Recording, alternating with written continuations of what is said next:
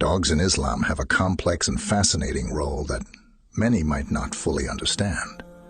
This might be confusing, but it's actually quite simple. We'll explore their significance, clarify misconceptions, and reveal teachings from the Quran and Hadiths that might surprise you. By the end of this video, you'll see why dogs hold a unique place in Islamic tradition and how these insights can change your perspective on these loyal companions. And let me explain to you why this is huge. Understanding the balanced and insightful perspective Islam offers on dogs can deepen your appreciation and respect for these animals within the Islamic faith. Dogs in Islamic texts. To start with, it's essential to look at what Islamic texts say about dogs. The Quran and Hadiths are the primary sources of guidance for Muslims. Quranic references. While the Quran does not explicitly mention dogs frequently, there is an important story involving them. In Surah Al-Kahf, the cave, verses 18-26, tell the story of the people of the cave. These righteous young men, accompanied by their dog, sought refuge in a cave and were miraculously put to sleep for many years. The dog's presence is significant, indicating that these animals were part of their community.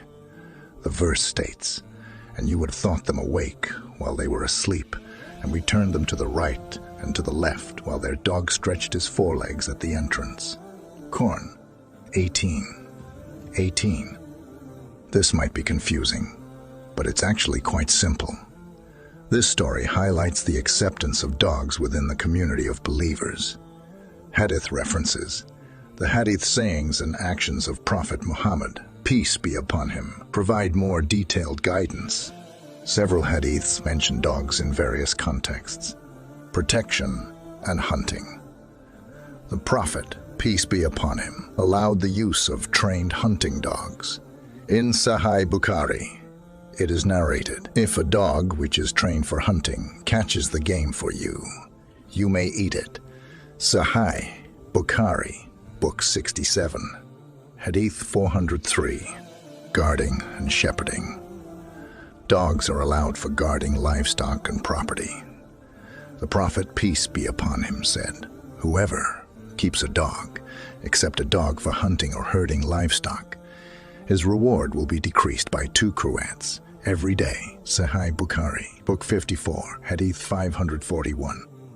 Companionship and kindness. The Prophet Muhammad, peace be upon him, mentioned kindness to all creatures, including dogs.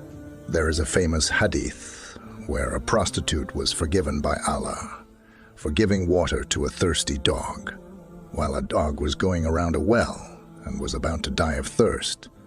A prostitute from Bani Israel saw it and took off her shoe and watered it, so Allah forgave her because of that good deed.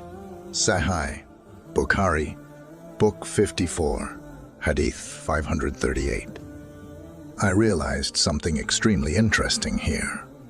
The Prophet's, peace be upon him, teachings emphasize not just the practical uses of dogs, but also the moral duty of kindness towards them.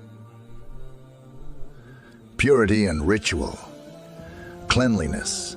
Islam places a significant emphasis on cleanliness, and this extends to interactions with dogs.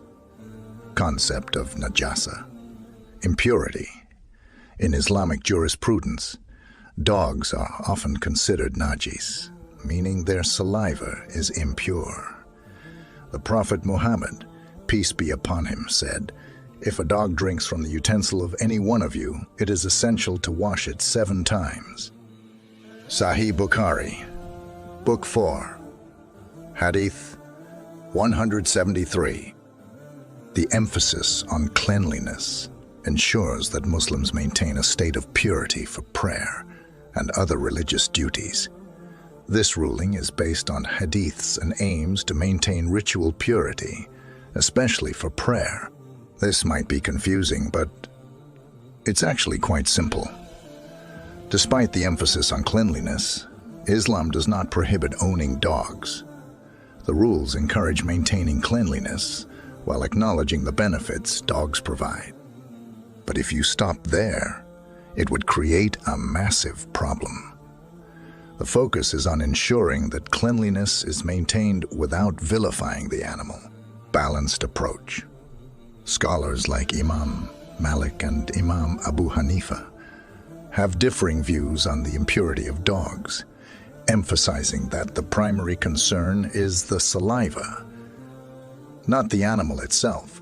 First, we must understand that compassion towards animals is a reflection of one's own character, and that transforms our expectations of how we interact with dogs. Ethical treatment of dogs.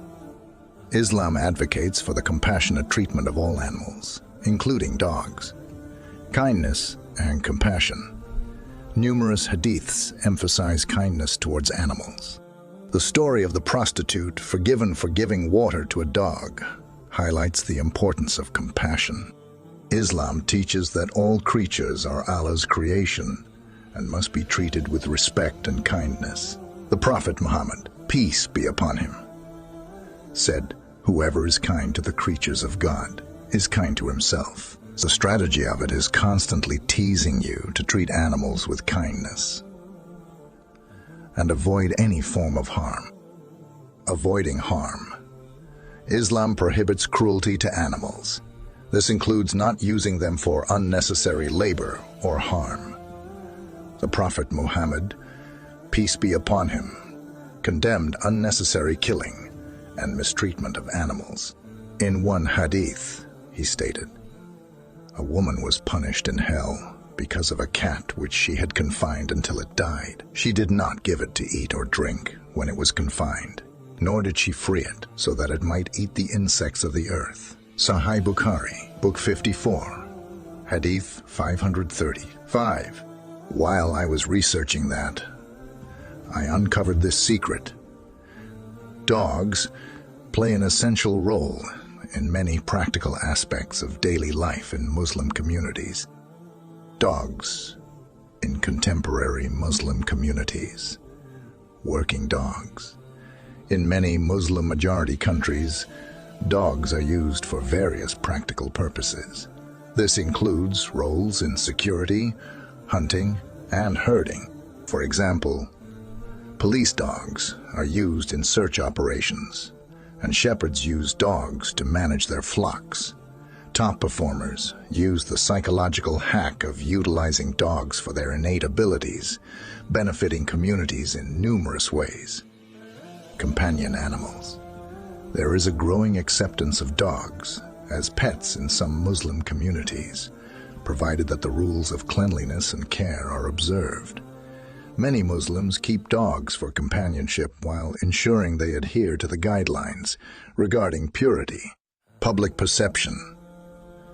Perceptions of dogs can vary widely among Muslims, influenced by cultural practices and local customs. However, the core principles of Islam regarding kindness and utility remain consistent. Misconceptions and clarifications. Common misconceptions. There are misconceptions that Islam is entirely against dogs, which is not accurate. The religion provides a balanced view, acknowledging both the benefits and responsibilities of keeping dogs, clarifying the role of dogs. The rules around cleanliness are often misunderstood. They are not meant to vilify dogs, but to maintain ritual purity for prayer. Scholars emphasize the importance of understanding the context and rationale behind these guidelines. Practical guidance. Muslims who own dogs are encouraged to ensure their pets do not interfere with their religious practices. This includes keeping living spaces clean and managing interactions appropriately. This could be the secret to what's driving the balanced view in Islamic teachings. In conclusion, Islam offers a nuanced view of dogs, recognizing their utility, the need for cleanliness, and the imperative of compassionate treatment. The guidelines provided by Islamic texts ensure that Muslims can benefit from the companionship and services of dogs while maintaining their religious duties. Thank you for watching. If you found this video informative, please like, share, and subscribe to my channel for more insightful content on Islam and its teachings. Leave your comments and questions below, and I'll see you in the next video. Peace be upon you all.